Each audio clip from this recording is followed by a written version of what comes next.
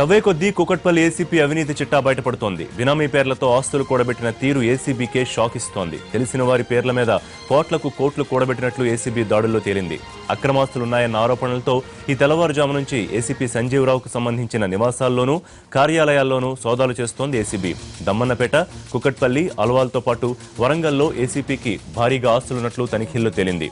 ACP ఇంట్లోనే భారీగా నగదు, ఆస్తిపత్రాలు, అలాగే ఖరీదైన విదేశీ మద్యం అధికారులు స్వాధీనం చేస్తున్నారు. ఇదే ప్రాంతంలో కమర్షియల్ కాంప్లెక్స్ తో పాటు 2 అంతస్తుల భవనం ఉన్నట్లు అధికారులు గుర్తించారు. షామీర్పేట మండలం కేశవరంలో 10 ఎకరాల ఫామ్ హౌస్, ములుగులో 30 ఎకరాల తోట, వరంగల్ అడ్వకేట్ కాలనీలో ఓ భారీ భవనం, 3 ప్లాట్లు, దమ్మన్నపేటలో 5 ఎకరాల వ్యవసాయ భూమి ఉన్నట్లు ఏసీబీ గుర్తించింది. సంజీవరావుకు బినామీగా వ్యవహరిస్తోన్న అక్బర్ ఇంట్లోనూ సోదాలు జరుగుతున్నాయి.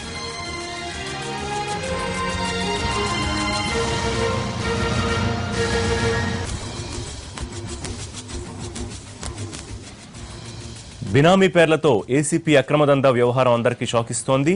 ఊరికి 2-3 బిల్డింగులు కట్టి కోట్లు వెనకేసుకున్నాడు. పూర్తి డీటెయిల్స్ మా crime news correspondent Radhakrishna live లో అందిస్తారు. రాధాకృష్ణ.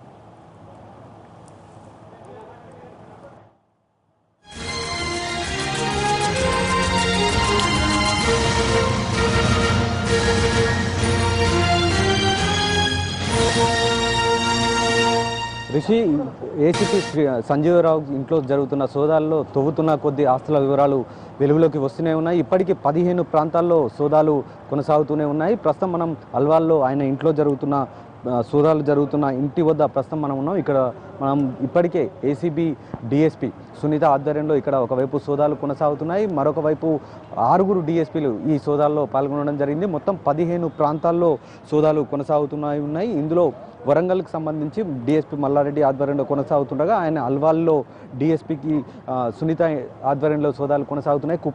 కుకట్పల్లిలో మరో డిఎస్పీ ఆధ్వర్యంలో, అలాగే ఆ తర్వాత ఇతనికి అంటే సంజీవరావుకి బినామీలు కూడా ఉన్నారనేది వాళ్ళు దర్యాప్తులో తేల్చడం జరిగింది. ఈ క్రమంలో హైదర్ నగర్లో అక్బర్ అనే వ్యక్తి ఇంట్లో ప్రస్తుతం సోదాలు చేస్తున్నారు ఏసీబీ అధికారులు. దీనికి సంబంధించి కూడా అక్కడ ఒక బృందం ప్రస్తుతం సోదాలు కొనసాగిస్తుంది. ప్రస్తుతం మనం చూస్తున్న ఈ 2 అంతస్తుల ఇంటితో పాటు పక్కనే అంటే ఇంటికి ఆనుకొని ఉన్న షాపింగ్ కాంప్లెక్స్ ఇది మనం చూస్తున్నాం. ఎదురుగా రోడ్డు పైన ఉంది. ఇది అల్వాల్ మెయిన్ రోడ్ పైన ఉన్న షాపింగ్ కాంప్లెక్స్ ఇది. సుమారు 3 అంతస్తుల భవనం సంబంధించిన షాపింగ్ కాంప్లెక్స్ ఇది. ఈ షాపింగ్ కాంప్లెక్స్తో పాటుగా ఇటు వరంగల్లో కూడా వ్యవసాయ భూమిని గుర్తించడం జరిగింది. ఇందులో వరంగల్ సంబంధించి చూసుకుంటే ములుగులో 5 ఎకరాల వ్యవసాయ భూమిని గుర్తించడం జరిగింది. అలాగే అదే వరంగల్ సంబంధించిన దమ్మన్నపేటలో కూడా మరొక వ్యవసాయ భూమిని కూడా గుర్తించడం జరిగింది. దీంతో పాటుగా నగర శివారు ప్రాంతాల్లో ఉన్న షామీర్పేట్ కేశవరంలో సుమారు 10 ఎకరాల వ్యవసాయ భూమి, 10 ఎకరాల ఫామ్ హౌస్ను గుర్తించడం జరిగింది. అలాగే ములుగులో 30 ఎకరాల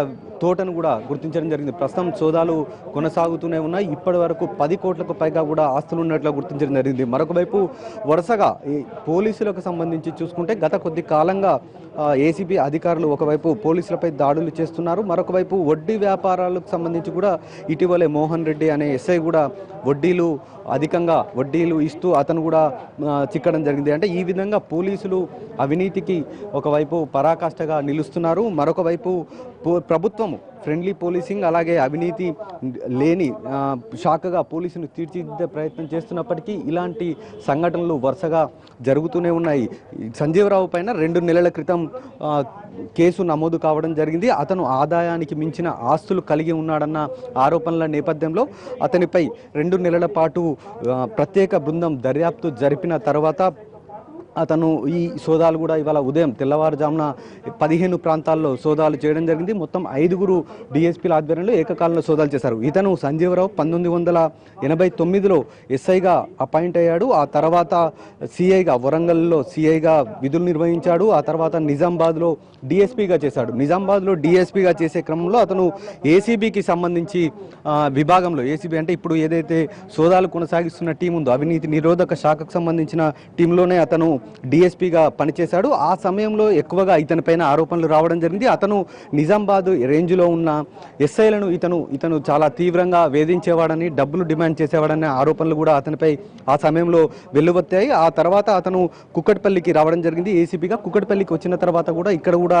అతను భారీ స్థాయిలో అవినీతికి పాల్పడ్డాడు, కొన్ని సెటిల్మెంట్లు కూడా చేశాడు అన్న ఆరోపణలు కూడా ఉన్న నేపథ్యంలో ఈ ఏసీబీకి అందిన ఫిర్యాదుల మేరకు ఏకకాలంలో ఇవాళ సోదాలు చేయడం జరిగింది. ఇప్పటి వరకు సుమారు 10 కోట్లకు పైగా కూడా ఆస్తులను ఏసీబీ అధికారులు గుర్తించడం జరిగింది. ఇంకా సోదాలు కొనసాగుతున్నాయి కాబట్టి మరింత ఇతని ఆదాయం ఇంకా పెరిగే అవకాశం కూడా మనకు కనబడుతుంది. Rishi. Right Radhakrishna, thank you.